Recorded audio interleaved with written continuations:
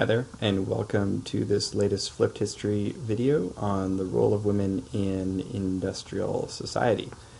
This video has two learning intentions. The first learning intention is to describe the legal status of women in the 19th century, and the second learning intention is to name some of the English-speaking women's organizations and to explain their impact on society.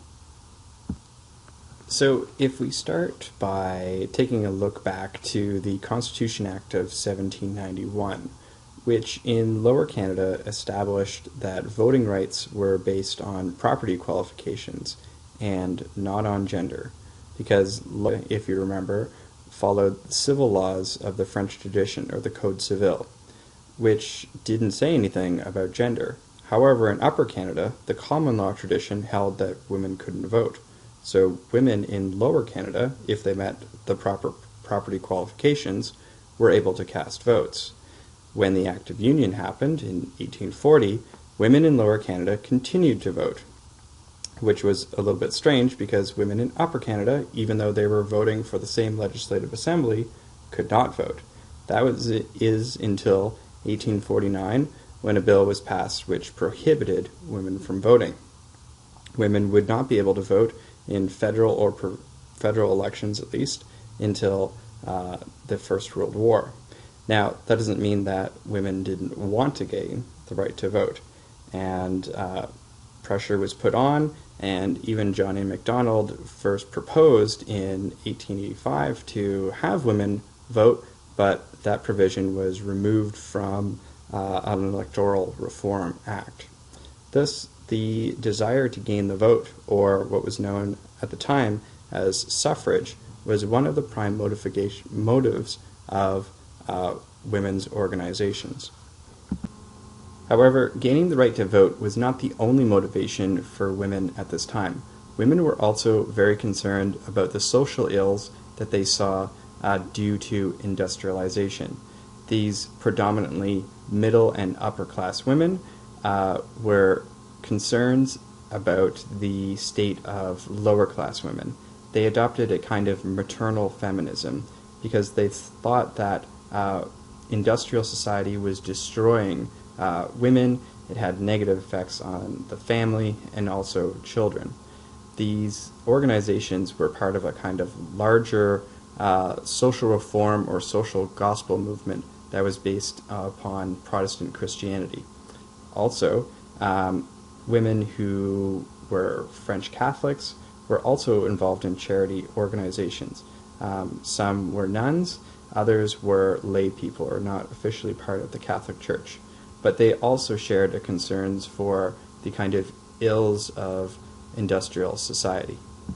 Three of those most prominent of these women's organizations were the Women's Christian Temperance Union, which sought to gain a prohibition of alcohol. They were also against smoking and for women's suffrage. There was also the Young Women's Christian Association, or the YWCA, and also the Montreal Local Council of Women.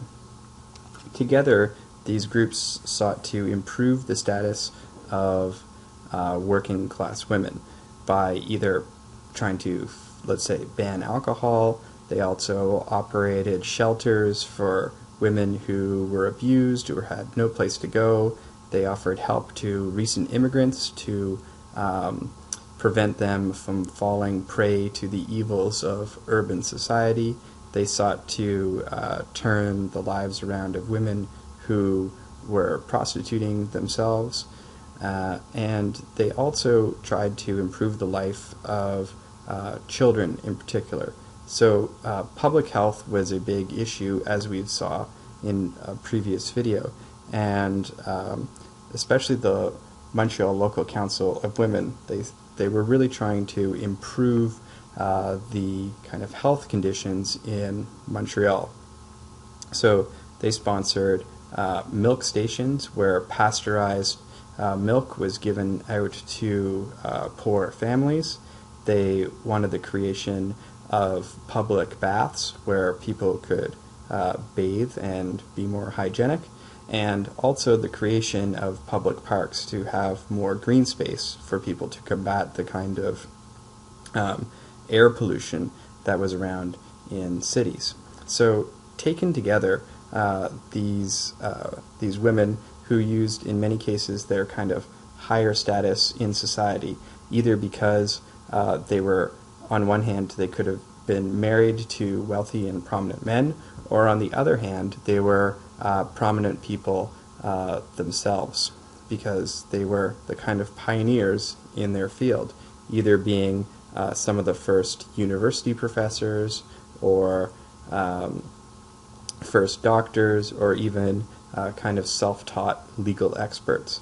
So these women here were the kind of forerunners, or the beginnings of the later feminist and women's movements that would result in massive changes in 20th century society.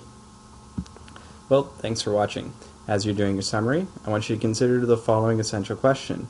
Why do you think that women's history has tended to be neglected over time?